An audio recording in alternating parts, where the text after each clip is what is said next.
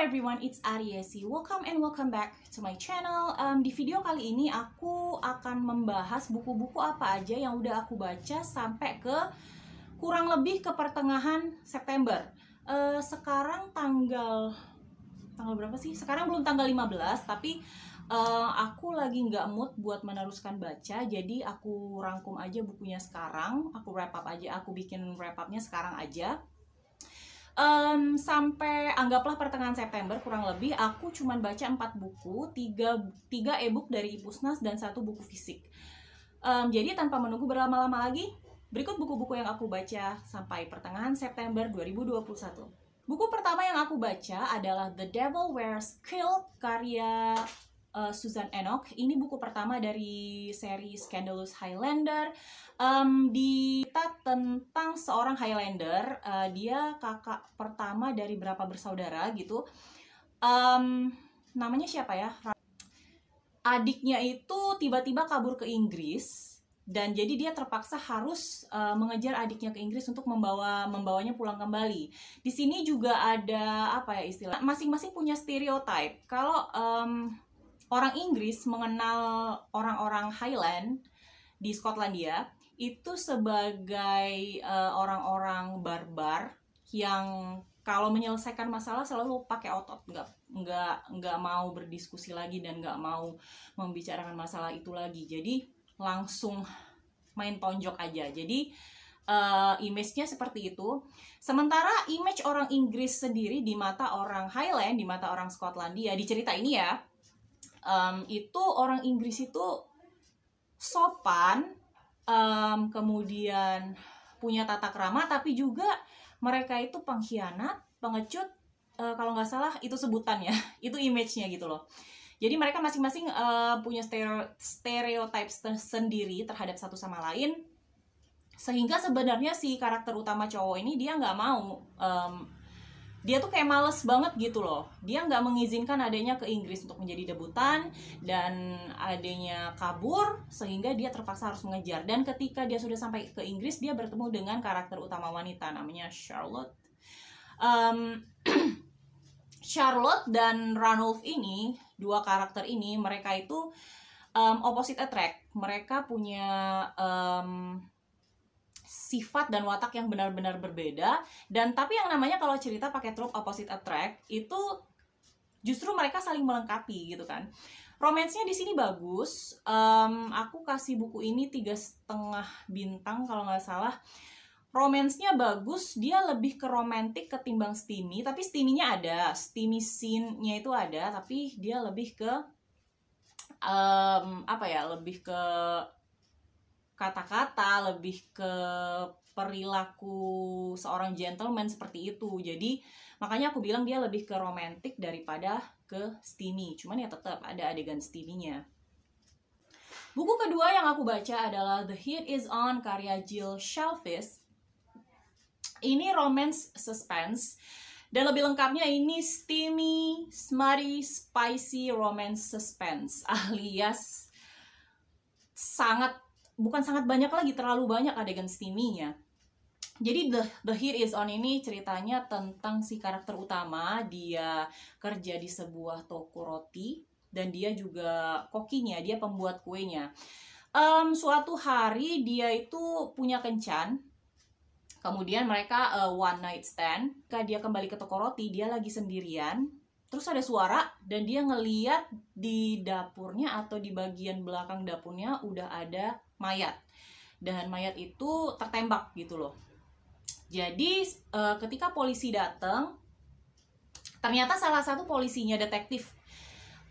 Salah satu dari kru mereka itu adalah si karakter utama cowok yang malamnya sempat kencan dengan dia dan sempat one night stand juga. Jadi makanya si cowok ini sama si cowok. Jadi daripada dia biased dan sesuai SOP, si cewek ini kan jadi kayak termasuk tersangka utama dan dia perlu diinterview segala macam. Jadi sampai situ, tapi meskipun si cowok ini mengundurkan diri dari kasus, dia tetap tetap berhubungan dengan cewek itu, ngajak cewek itu makan dan memastikan kalau cewek itu baik-baik aja. Cuma masalahnya persentase romance dan suspense di sini itu bener-bener tidak seimbang. Romansnya menurut aku sekitar 70% dan suspense-nya itu 30%. Sebelum pelakunya ketahuan, aku tuh udah bisa nebak siapa pelakunya. Karena apa? Menurut aku, ya mungkin penulisnya emang cuman pengen nulis romance. Oke, pelaku memang dikenalkan sebagai salah satu karakter ya, tapi tidak mendapat spotlight gitu loh. Pelakunya itu kayak dikeluarkan dari spotlight, out of spotlight, sehingga ketika ketika pelakunya udah ke-reveal, udah ketahuan, itu reader bakal kaget, bakal terkesima gitu loh. Ada efek-efek yang oh ternyata si dia pelakunya gitu. Tapi di sini enggak. Di sini malah pelakunya itu agak kelebihan spotlightnya. Jadi aku udah nebak pasti pelakunya sini. Ternyata benar. Nah biasanya kalau aku udah bisa nebak pelakunya siapa itu ratingnya agak turun. Tergantung sih kalau emang ceritanya bagus banget enggak. Cuma cerita ini sekali lagi dia ini sebenarnya romansnya itu kebanyakan romansnya ketimbang suspense-nya. Jadi aku kasih ini 3 bintang. Yang aku baca adalah The Boy I Knew From YouTube karya Suarcani. Ini novel young adult ditulis oleh penulis lokal, bercerita tentang karakter utama yang tidak memiliki kepercayaan diri karena dia itu pernah mengalami sexual harassment, pelecehan seksual, karena bisa dibilang dia apa ya, kalau mau dibilang she grows faster than any other girls, bisa jadi, tapi yang jelas secara fisik dia agak sedikit punya kelebihan dibandingkan dengan cewek-cewek seumuran dia, cewek-cewek lain yang seumuran dia. Dan karena kelebihannya itu justru membuat dia mendapatkan pelecehan seksual, makanya dia jadi trauma dan dia jadinya nggak percaya diri. Padahal dia tuh punya bakat, dia pinter nyanyi dan segala macam. Di waktu yang sama, dia juga menggemari satu YouTuber cowok namanya Pri, tapi dia nama channelnya Pai Susu. Tapi ya like everybody knows itu Pri karena dia kalau nge-cover lagu pakai gitar, dia benar-benar nunjukin muka. Jadi si Pri ini ternyata satu sekolah sama si karakter utama. Oh, nama karakter utamanya Rai. Oke. Jadi ternyata Pri ini satu sekolah sama Rai. Rai itu tahu, tapi dia nggak mau ngaku sama Pri. Rai sendiri dia nge-cover juga di YouTube, cuman dikasih lihat tampak belakangnya aja karena sekali lagi dia merasa tidak percaya diri dan takut gitu loh.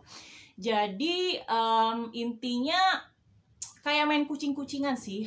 Si Pri itu sebenarnya udah menunjukkan tanda-tanda kalau dia itu benar-benar mencari Rai. Rai di sini kan dia apa ya, semacam semi anonimus ya kalau di YouTube. Jadi dia tuh kesannya dia tuh benar-benar mencari Rai. Mereka udah email-emailan. Tadinya email-emailan mereka tuh cuman kayak ngebahas yang umum-umum aja seputar YouTube, kemudian emailnya berubah menjadi lebih pribadi bahwa Pri itu nanya Rai itu tinggal di mana dan segala macam kan. Nah, aku cuma bisa cerita sampai situ, tapi yang jelas ini porsi romance sama apa ya, kalau mau dibilang slice of life atau apa sih? Karena di sini nggak cuma ngomongin romance, tapi juga ngomongin pergulatan di dalam diri si karakter utama perempuan ini, pergulatan di dalam diri si Rai, karena dia punya bakat, dia punya potensi yang seharusnya bisa dia pamerkan ke seluruh dunia, tapi dia nggak percaya diri karena sekali lagi dia mengalami trauma. Jadi aku kasih buku ini 3,5 bintang. Buku ini sangat inosen dan realistis, nggak melulu ngomongin romance. Kemudian latar belakangnya juga menarik karena ini bersetting. Ini settingnya di Bali dan Bali di sini nggak cuma dibikin jadi lokasi, tapi juga ada semacam selipan-selipan kalimat-kalimat berbahasa Bali, terus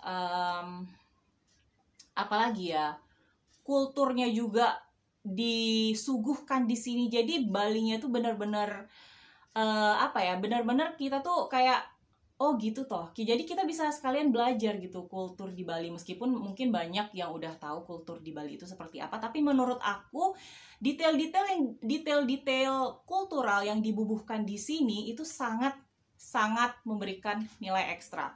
Kenapa aku nggak kasih 4 bintang atau 5 bintang? Karena itu dari akunya sendiri sih sebenarnya.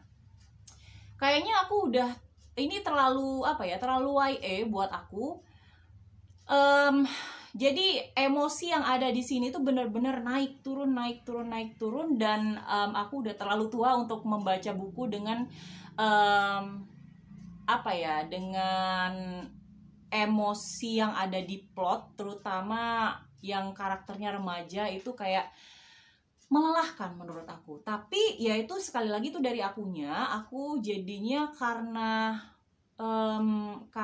exhausted tadi, jadinya aku kurang enjoy. Tapi buku ini sebenarnya bagus, terutama karena gaya menulis Suarcani itu benar-benar halus dan sopan dan sangat bisa dinikmati dan sangat bisa dicerna, tidak bertele-tele.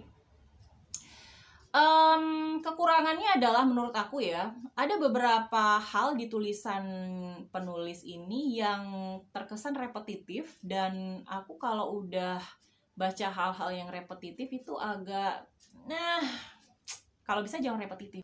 Buku terakhir yang aku baca di hampir ke pertengahan September ini adalah That Summer karya Ayuriana. Ini adult romance, tapi nggak yang pure romance gitu. Di sini ada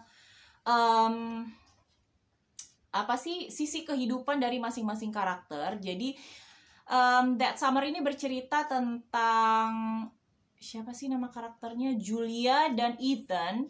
Julia dan Ethan ini mereka dipertemukan dalam satu kejadian. Kemudian ketika bertemu lagi, yang ingat itu cuman Ethan. Julianya nggak ingat sama Ethan, karena Julia mempunyai kondisi di mana dia melupakan semua hal, susah mengingat semua hal, dia punya masalah dengan ingatannya. Sementara Ethan, dia tidak bisa melupakan kejadian buruk yang menimpa dia beberapa tahun yang lalu.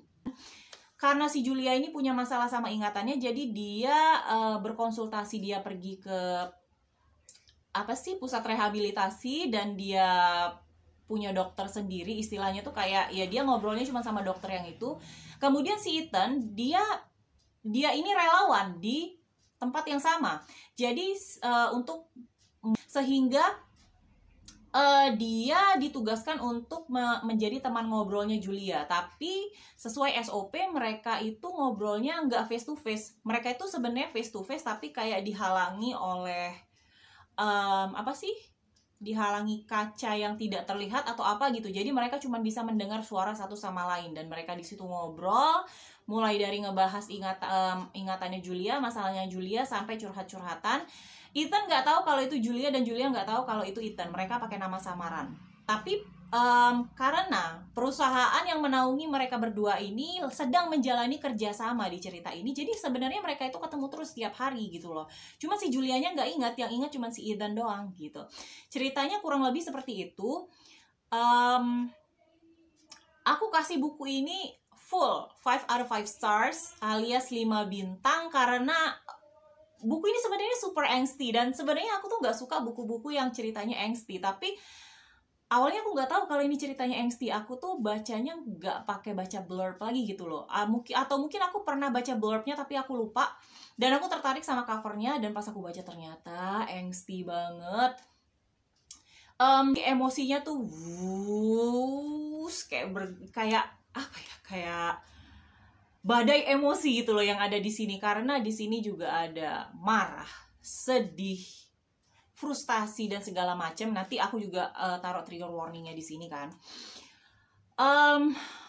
Ini buku yang bagus banget, serius, dan gak terlalu panjang sih bukunya. Dia gak nyampe 300 halaman. Jadi kalau kalian mau baca, aku ngerekomendasiin buku ini untuk kalian. Oke, jadi segitu aja buku yang aku baca untuk mid September 2021 wrap up. Aku cuma baca 4 buku karena aku emang lagi males dan aku juga lagi stres. Jadi tapi aku berharap apa ya, di pertengahan kedua bulan ini aku bisa membaca buku lebih banyak dan lebih beragam, karena aku tahu kalian mungkin bosen ngelihat aku ngebahasnya romance terus lagi, tapi ya emang aku lagi obses sama romance gitu loh. Jadi untuk sementara ini mungkin aku yang ngobrolinnya romance, tapi nanti juga aku bakal ngobrolin fantasi, aku juga bakal ngobrolin thriller, jadi ditunggu aja. Jadi jangan lupa like, comment, subscribe. Terutama kalau kalian udah baca buku-buku ini, silakan kalian komen pemikiran-pemikiran pribadi, pendapat-pendapat pribadi kalian mengenai buku-buku ini di kolom komentar, oke? And I'll see you on the next video. Bye!